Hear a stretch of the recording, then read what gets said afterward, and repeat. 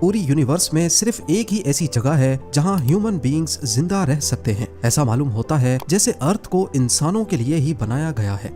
यहाँ वो तमाम चीजें मौजूद हैं जो जिंदगी के लिए बहुत अहम मानी जाती हैं। पानी, खाना और ऑक्सीजन। इतनी वसी और जायंट यूनिवर्स में दूसरा कोई ऐसा प्लेनेट हो या ना हो, लेकिन फिलहाल हम सिर्फ अर्थ को ही जानते हैं जहाँ पर इंसान बगैर किसी मदद के जिंदा रह सकता है। पर आज से 5 अरब साल पहले अर्थ का कोई वजूद ही नहीं था। जिस जगह पर आज अर्थ और हमारा सोलर सिस्टम मौजूद है, ये मिल्की वे गैलेक्सी का किनारा है। जब हमारा प्लेनेट नहीं था तो इसकी जगह यहाँ पर एक बहुत बड़ा बादल हुआ करता था। एक ऐसा बादल जिसमें सिर्फ मिट्टी और गैसेस भरी हुई थी। आखिर इस बादल में ऐसा क्या हुआ जो ये एक प्लेनेट में बदल गया, वही प्लेनेट जहाँ आज हम रहते हैं। मिट्टी और गैसेस के इस बादल को मॉलिक्यूलर क्लाउड कहा जाता है। इस बादल में डस्ट पार्टिकल्स थे जिसमें रेत, सिलिकॉन और मुख्तलिफ मेटल्स के जर्रात भी शामिल थे। इस बादल की पैदाइश मुख्तलिफ डेड स्टार्स की वजह से हुई थी। यूनिवर्स के शुरुआती वक्त में जिन स्टार्स ने अपना सारा फ्यूल जला दिया वो फट गए और फटने की वजह से उनके जर्रात आसपास यूनिवर्स में फैल गए। ये आसमान में दिखने वाले बादल की तरह नहीं, बल्कि ये कुछ ऐसे दिखते हैं जिनको हबल स्पेस टेलीस्कोप की मदद से कैप्चर किया गया था। हैरत अंगेज तौर पे ये बादल 100 लाइट ईयर्स जितना बड़ा था। यानी इसके एक कोने से अगर कोई लाइट ट्रेवल करना शुरू हो तो इसको मॉलिक्यूलर क्लाउड के दूसरे कोने तक पहुंचने में 100 साल लग जाएंगे। आसान अल्फाज में समझा जाए तो सूरज और अर्थ के दरमियान जितना डिस्टेंस है, इससे 60 लाख गुना बड़ा ये मिट्टी का बादल था। यही वो बादल है जिसमें से नए स्टार्स और प्लैनेट्स बनते हैं। और जो ताकत, जो फोर्स इस बादल में से स्टार्स और प्लैनेट्स को बनाती है वो है ग्रेविटी। जी हाँ, वही ग्रेविटी जो स्पेस में होती तो नहीं बल्कि ये जनरेट होती है। स्पेस में दो ऑब्जेक्ट्स अपनी अपनी ग्रेविटी की वजह से एक दूसरे से जुड़ जाते हैं या एक दूसरे को अट्रैक्ट करते हैं। जिस ऑब्जेक्ट का मास ज्यादा होगा उसकी ग्रेविटी भी ज्यादा होगी। मॉलिक्यूलर क्लाउड के पार्टिकल्स इसी ग्रेविटी की वजह से एक दूसरे में जुड़ते गए। जो बड़े पार्टिकल्स थे उन्होंने छोटे पार्टिकल्स को अट्रैक्ट करना शुरू कर दिया। ये पार्टिकल्स बहुत तेजी से एक दूसरे में टकराने लगे और इसकी वजह से एनर्जी जनरेट हुई जिसने गोल घूमते हुए बादल के कोर को, उसके सेंटर को गर्म कर दिया। अगले करोड़ों सालों तक ये प्रोसेस ऐसे ही चलता रहा और मॉलिक्यूलर क्लाउड का कोर बड़ा भी होता गया, ज्यादा तेज भी घूमने लगा और ज्यादा गर्म भी हो गया। और एक वक्त के बाद ये बहुत बड़ा फायरबॉल हमारा सूरज बन गया। बचा हुआ मॉलिक्यूलर क्लाउड अब इसी सूरज के गिर्द घूमने लगा। इसमें मौजूद पार्टिकल्स और गैसेस से ही सोलर सिस्टम के प्लैनेट्स, जिंदगी और उन प्लैनेट्स के गिर्द घूमने वाले चांद बनेंगे। पर आखिर कैसे? ये एक मिस्ट्री थी, लेकिन अब नहीं है। मॉलिक्यूलर क्लाउड से स्टार यानी सूरज बनने के बारे में पहली बार एक हाइपोथेसिस 1700s में जर्मन फिलोसोफर इमैनुअल कांट और फ्रेंच स्कॉलर पियर साइमन की तरफ से पेश किया गया, लेकिन उस वक्त ये सिर्फ एक आइडिया था। उसके बाद 1920 और 1950 के बीच में जब टेलीस्कोप्स काफी एडवांस होने लगे तो एस्ट्रोनॉमर्स ने अपनी आंखों से स्पेस में कई ऐसे डस्ट क्लाउड्स को देखा जिसके अंदर नए स्टार्स का जन्म होता है। लेकिन इन बादलों के अंदर देखना टेलीस्कोप की मदद से पॉसिबल नहीं था। फिर 1970 और 1980 के बीच रेडियो और इंफ्रारेड टेलीस्कोप्स की इन्वेंशंस ने ये मसला भी हल कर दिया। अब डस्ट और गैसेस के इन बादलों के अंदर देखना भी मुमकिन हो गया। एस्ट्रोनॉमर्स ने इंफ्रारेड टेलीस्कोप्स की मदद से मॉलिक्यूलर क्लाउड्स के अंदर नए स्टार्स को बनते हुए देखा। इससे ये साबित हो गया कि नए स्टार्स मॉलिक्यूलर क्लाउड्स के अंदर ही जन्म लेते हैं और बादल के बचे हुए पार्टिकल्स से बाद में प्लैनेट्स बनते हैं। पर यह प्रोसेस शुरू कैसे होता है, पहले इसके बारे में कई आइडियाज फ्लोट किए गए, लेकिन फिर मार्च 2003 में इंटरनेशनल स्पेस स्टेशन में एक एक्सपेरिमेंट किया गया जिसने सदियों पुराने इस सवाल का जवाब दे दिया। एस्ट्रोनॉट डॉन पैटेट ISS में मौजूद मुख्तलिफ चीजों के साथ एक्सपेरिमेंट करके ये देखना चाहते थे कि ये चीजें स्पेस में कैसे बिहेव करती हैं। उन्होंने पानी के बबल्स बनाए और उसके अंदर डिसॉल्व होने वाली टैबलेट्स को डाला, रंगीन पानी की भंवरें बनाई और एक प्लास्टिक बैग में नमक डालकर उसे स्पिन किया। इन एक्सपेरिमेंट्स का मकसद वैसे तो कुछ और था, लेकिन उनके आखिरी एक्सपेरिमेंट ने सदियों पुराने सवाल का जवाब दे दिया। जब नमक को प्लास्टिक बैग में डाला गया तो थोड़ी देर के बाद सॉल्ट पार्टिकल्स एक दूसरे के साथ चिपक गए, क्योंकि स्पेस में ये पार्टिकल्स एक दूसरे को अट्रैक्ट करते हैं। साइंटिस्ट्स का मानना है कि मॉलिक्यूलर क्लाउड के अंदर छोटे बड़े जर्रात जो सारे सूरज के गिर्द एक ही डायरेक्शन में घूम रहे थे, वो आपस में इसी नमक की तरह जुड़ गए और यहीं से प्लैनेट्स के बनने की शुरुआत हुई। करीब 4.5 अरब साल पहले मॉलिक्यूलर क्लाउड में भी इसी तरह पार्टिकल्स मिलकर एक झुंड बनाने लगे। ठीक उसी तरह जैसे डॉन पेडिट के एक्सपेरिमेंट में नमक के जर्रात एक दूसरे से मिल रहे हैं। जब इस झुंड का साइज 1 किलोमीटर तक यानी एक पहाड़ की साइज जितना बड़ा हो गया तो इसकी अपनी ग्रेविटी इतनी ज्यादा हो गई कि इसने आसपास के पार्टिकल्स को भी अपनी तरफ अट्रैक्ट करना शुरू कर दिया। ठीक उसी तरह जैसे वैक्यूम क्लीनर मिट्टी को अपने अंदर सक करता है। अगले 30 लाख सालों तक ये प्रोसेस ऐसे ही चलता रहा और जर्रात के झुंड में से 20 प्लैनेट्स उभर कर सामने आ गए जो सारे सूरज के गिर्द घूम रहे थे। अब क्योंकि ये 20 प्लैनेट्स काफी बड़े हो चुके थे, इसी वजह से इनकी अपनी ग्रेविटी ने ऑर्बिट के दौरान एक दूसरे को अपनी तरफ अट्रैक्ट करना शुरू कर दिया और आखिरकार इनकी आपस में टक्कर होने लगी। हर एक टक्कर में 2 प्लैनेट्स ने आपस में मिलकर एक बड़ा प्लैनेट बना दिया। वक्त के साथ साथ इन टक्करों की वजह से सोलर सिस्टम में जहां पहले 20 प्लैनेट्स थे वो अब सिर्फ चंद प्लैनेट्स ही रह गए, जिसमें वीनस, मरक्यूरी, मार्स और हमारा अर्थ भी शामिल है। पर ये अर्थ उस वक्त ऐसा नीला और जिंदगी से भरपूर नहीं था, बल्कि ये कोलिजन्स की वजह से आग बगोले की तरह काफी गर्म था। एस्ट्रोनॉमर्स का मानना है कि अर्थ को इस मकाम तक पहुंचने में करीब 3 करोड़ साल लगे थे।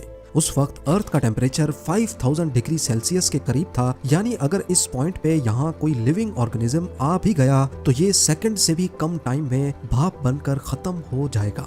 अर्थ में जिंदगी के आसार सिर्फ तभी उभर पाएंगे जब इसका टेम्परेचर गिरेगा, लेकिन जब तक ये ठंडा होता इसे अपनी एग्जिस्टेंस के लिए अभी सबसे बड़े खतरे का सामना करना था, सोलर स्टॉर्म। जी हाँ, सूरज से निकलने वाली शुआएं जब भी किसी प्लेनेट में दाखिल होती हैं तो वो उसके एटमॉस्फेयर को काफी नुकसान पहुंचाती हैं। यही सोलर स्टॉर्म्स दूसरे प्लैनेट्स में भी आते हैं और इसकी वजह से यहाँ जिंदगी का बढ़ना मुमकिन नहीं होता। ज्यादा दूर जाने की जरूरत नहीं, मार्स जो अर्थ का पड़ोसी प्लैनेट है वहाँ पर सोलर स्टॉर्म्स ने जिंदगी के चांसेस को खत्म कर दिया है। पर इन्हीं सोलर स्टॉर्म्स का अर्थ ने मुकाबला कैसे किया, इसका सीक्रेट छुपा है अर्थ के कोर में। जब मॉलिक्यूलर क्लाउड में अर्थ बनना शुरू हुआ तो इसका टेम्परेचर काफी बढ़ गया। इस टेम्परेचर ने अर्थ को एक फायर बॉल बना दिया। पत्थर पिघल गए और उनमें मौजूद आयरन और निकल भी। अब क्योंकि आयरन और निकल का वजन काफी ज्यादा होता है तो वो अर्थ के कोर में गिरना शुरू हो गए। जियोफिजिसिस्ट्स का मानना है कि जब भी मोल्टन आयरन को गोल घुमाया जाए तो वो अपने गिर्द एक मैग्नेटिक फील्ड बना देता है।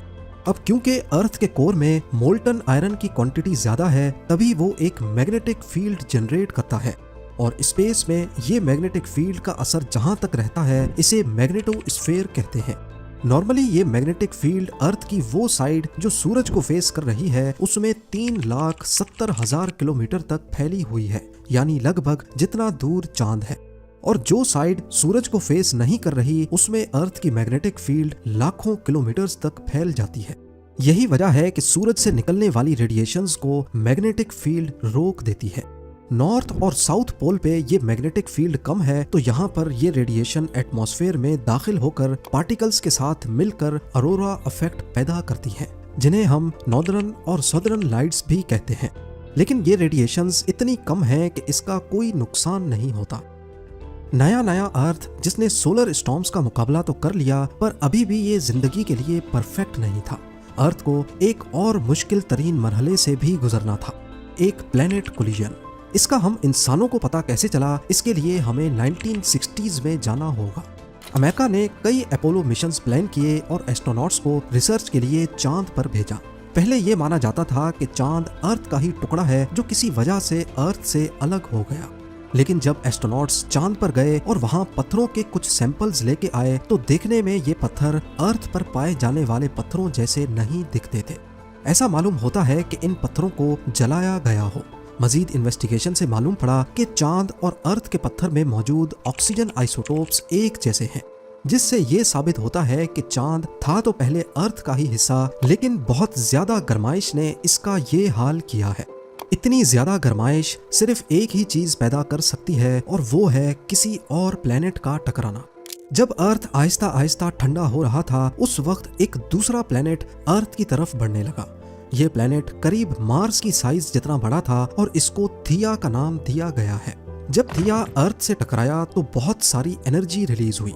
अर्थ और थिया के जलते हुए टुकड़े आसमान में फैल गए और आखिरकार अर्थ को ऑर्बिट करने लगे। अर्थ को ऑर्बिट करते ये टुकड़े अगले हजारों सालों तक उसी तरीके से एक दूसरे से जुड़ते गए जैसे मॉलिक्यूलर क्लाउड में पार्टिकल्स जुड़े थे, और यूं जन्म हुआ चांद का। पहले चांद अर्थ के काफी करीब था। एक्सपर्ट्स का कहना है कि अभी जितना हमें चांद दिखता है, पहले ये 15 टाइम्स ज्यादा बड़ा था, लेकिन आहिस्ता आहिस्ता करीब 1.5 इंचेस पर ईयर के हिसाब से ये अर्थ से दूर हो रहा है। आपको यहाँ बताते चलें कि थिया का अर्थ के साथ हौलनाक टकराव और चांद का पैदा होना, ये वो दो इवेंट्स थे जिनकी वजह से आज हम इस दुनिया में मौजूद हैं। साइंटिस्ट्स का मानना है कि ये दो इवेंट्स अगर नहीं होते तो शायद अर्थ पर कभी जिंदगी आ ही नहीं पाती। पर आखिर कैसे? जब मार्स के साइज जितना प्लेनेट अर्थ से टकराया तो इसने अर्थ को एक साइड पे झुका दिया, इसको थोड़ा सा टिल्ट कर दिया। अर्थ जो पहले अपने एक्सिस पे ही रोटेट कर रहा था, अब ये 23.5 डिग्रीज के एंगल पे टिल्ट हो गया, और इस टिल्ट ने अर्थ को दिए मुख्तलिफ किस्म के मौसम। जैसा कि आप जानते हैं कि जमीन की एक फुल रोटेशन एक दिन को जाहिर करती है और सूरज के गिर्द एक पूरा चक्कर एक साल को। अब क्योंकि अर्थ 23.5 डिग्रीज पे झुका हुआ है, तो साल के वो महीने जब नॉर्दर्न हेमिस्फेयर सूरज से ज्यादा करीब होता है, तब यहाँ गर्मियों का सीजन होता है और सर्दियों में यही हिस्सा सूरज से दूर हो जाता है।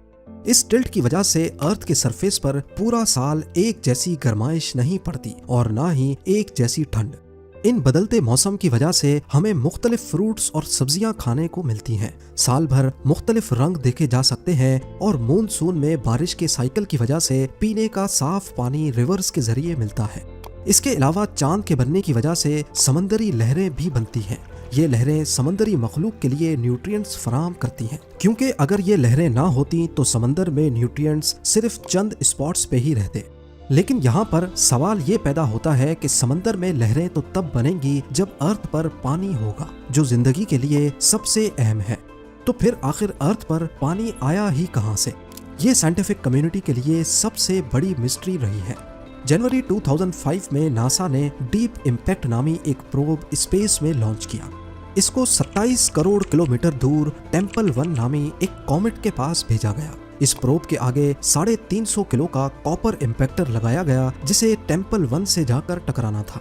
4 जुलाई 2005 को ये इम्पैक्टर 38,000 किलोमीटर पर आवर की स्पीड से टेम्पल 1 कॉमेट से जा टकराया और उसने एक बहुत बड़ा क्रेटर बना दिया। इस इम्पैक्ट को डीप इम्पैक्ट प्रोब पे लगे रेडियो टेलीस्कोप्स की मदद से कैप्चर किया गया, और इस टेलीस्कोप ने जो कुछ दिखाया वो वाकई काफी हैरानकुन था।